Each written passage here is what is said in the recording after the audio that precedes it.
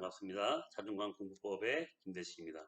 지난 1강에서는요, 그러니까 나를 생각하는 마음, 바로 이 자존감은 어릴 때 어떤 외적인 경험을 하느냐가 우리 두뇌의 프로그래밍이 돼서 다운로드가 돼서 이것이 삶의 전반에 영향을 미치고 있음을 말씀을 드렸어요. 그런데 지금 C19 상황과 같이 나는 원치 않지만 내 삶에 끼어들어서 우리가 지금 힘들어하고 있는 이 시점이 바로 우리 관점을 다른 곳으로 돌려서 두뇌를 재부팅할 수 있는 아주 적기임을 이제 말씀을 드렸습니다. 그렇다면 오늘 제 2강에서는요. 우리의 두뇌 신경세포에 어떻게 이 마음이 작동이 되어서 프로그래밍이 되는지 살펴보고요. 그렇다면 내 삶을 바꾸기 위해서 무엇으로 재부팅하면 되는지를 살펴보겠습니다. 먼저 지구상에 최초에 등장한 생물을 통해서 의식 또는 마음의 작동을 한번 살펴볼게요. 이 박테리아는 두뇌가 없어요. 그런데도 자기를 지키려는 면역 방어 시스템을 만들어가고 있고요. 오른쪽에 이 생물은 자기가 싫어하는 먹이가 있을 때 그걸 회피하는 행동 양태를 보여요. 재밌죠? 두뇌는 없는데 의식은 있다는 얘기입니다. 그러니까 각 세포는 고유의 의식을 하는 기능을 하고 있다. 좀 놀랍죠?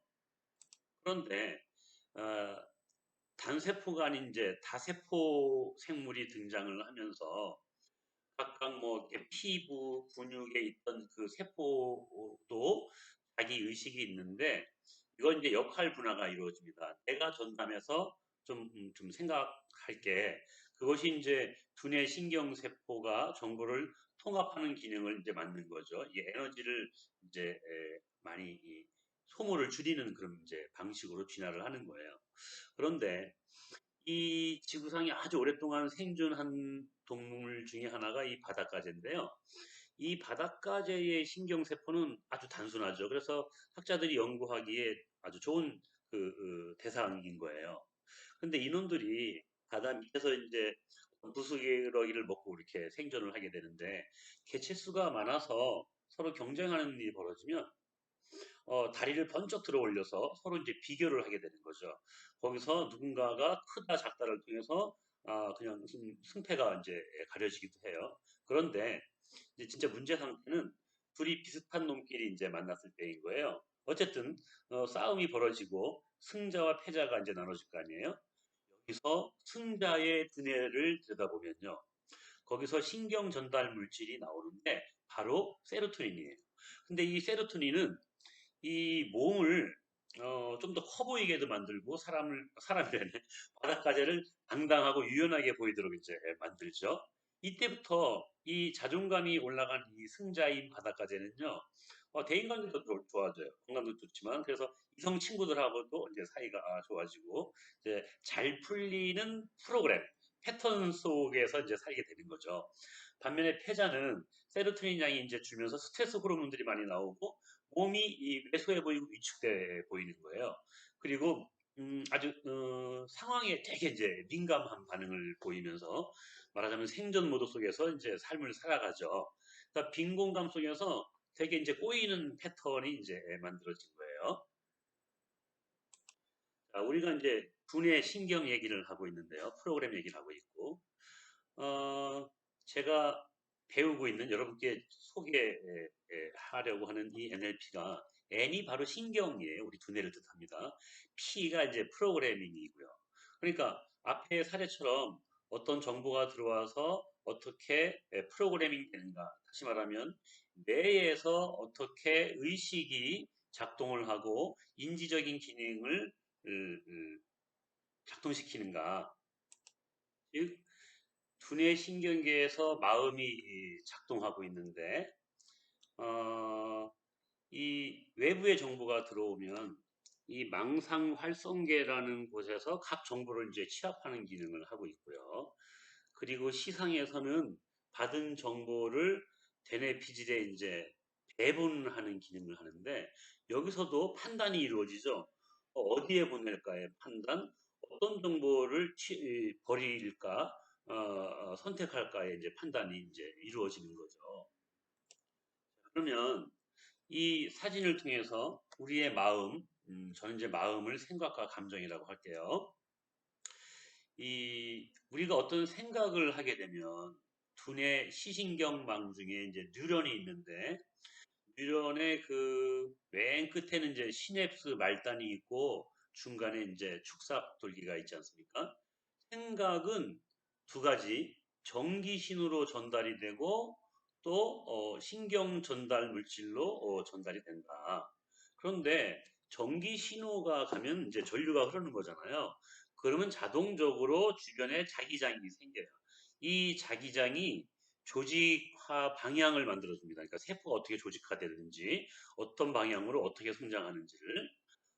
그리고 이 전기가 흐르면서 이게 에너지지 않습니까? 모든 물질은 그 진동하는 에너지다. 이것이 이제 양자 물리학에서 밝혀진 건데 생각을 하면 전기가 흐르고 에너지가 생기면서 주파수 진동이 발생이 되죠. 이거를 뇌파 측정기로 읽어내고 있고요.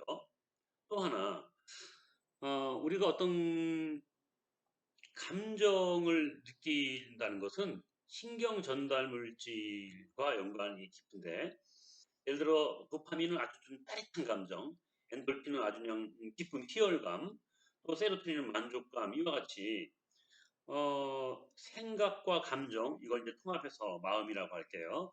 이 마음이 이제 일어남에 따라 여기서 어떤 에너지가 발생이 되고 신경 전달 물질이라고 하는 보이지 않는 마음이 물질을 만들어 내는 거죠. 자, 보시는 것처럼 우리가 어떤 마음을 먹으면 그 전기 신호가 발생이 되고 그 신경 전달 물질이 이제 발생이 되면서 그 뇌에 있는 신경 세포가 이제 발화되고 있죠. 이게 EEG 뇌파 측정기로 이제 측정을 할 수가 있고 그 측정한 결과를 보면 여러 가지 그 뇌파가 나오는데 감마파부터 이렇게 델타파까지 이 얘기는 마음이 그 뇌세포의 그 진동수를 만들어내고 그것이 우리 몸 상태와 이제 연결이 되는 거죠. 그러면 지난 시간에 우리는 이미 이제 프로그램 되어 있는 것이 많죠. 과거의 경험을 통해서. 이것을 어떻게 재부팅할까? 어떻게 리프로그래밍 할 수 있을까에 대한 거예요. 보시는 것처럼 우리 신경망이 이제 있는데 무엇인가 새로운 것을 배우면은 신경망이 새로 구축이 되는 거예요. 그러니까 배선, 전기신호로 말하면 이제 전기 배선이 달라지는 거죠. 여기서 이것이 가능한 것은 신경 가소성 때문에 기존의 것이 없어지는 것이 아니라 새로운 정보가 받아들여짐으로 해서 기존의 것과 이렇게 연결되면서 새로 이제 구축이 되는 거예요.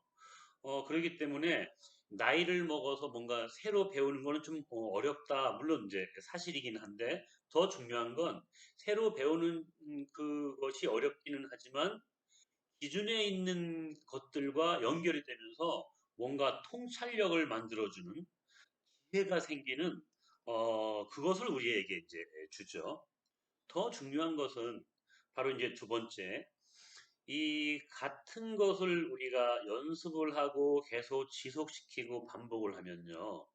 이 신경망이 이제 굵어지는 거예요. 그래서 이 축삭돌기에 그 지방질로 되어 있는 어떤 덮개가 이제 생기게 되는데 이 덮개는 전기 신호가 다른 데로 지나가지 않도록 아주 빠른 속도로 지나가게 만드는 거죠. 다시 말하면 반응이 빨라지고 에너지 효율이 생기는 거예요. 그러니까 자동적으로 되어지게 만드는 거죠. 그러니까 습관 또는 자동화 이걸 이제 프로그래밍이라고도 이렇게 하겠습니다. 다시 정리해 보면은 새로운 것을 배우면은 신경망이 새로 구축이 되고 이것이 반복이 되면은 더 빠른 속도로 반응을 보이면서 자동화된 패턴 프로그램이 새로 만들어지더라 하는 얘기입니다. 자, 그럼 우리는 어떻게 해야 될까요? 음, 그 주파수 창이라고 합니다. 그러니까 특정 마음을 가진 그 주파수 대일 때만 이제 공명해서 이제 반응을 보이는 건데 여기서 특정 의식 예를 들면 감사나 사랑, 뭐 포용 이와 같이 긍정적인 감정을 의식적으로 몇 주일 이렇게 유지하면요. 이 새로운 그 신경망이 이제 구축이 되는 거죠. 그죠? 결론은 우리가 책을 읽든지 강의를 듣든지 해서 좋은 생각과 감정을 반복적으로 경험을 하면 이것이 신경 전달 물질도 만들어내고 우리 두뇌 신경망이 재구축이 된다. 따라서 세 가지 정리를 한번 해보겠습니다. 우리 뇌를 다시 바꿔서 삶을 바꾸는 방법의 첫 번째, 기존에 익숙했던 것을 초점을 새로운 것에다 한번 좀 두는 거예요. 여기서 초점은 문제가 아니라 미래에 원하는 것에 초점을 두고 그리고 지금 우리가 할 수 있는 것이 무엇인지를 집중하면서 새로운 시냅스를 연결시키는 거죠. 그러면 새로운 이제 신경망이 구축되겠죠. 두 번째는 내 삶에 적용해 보면서 그것을 연습하면서 몸으로 체화시키는 거예요.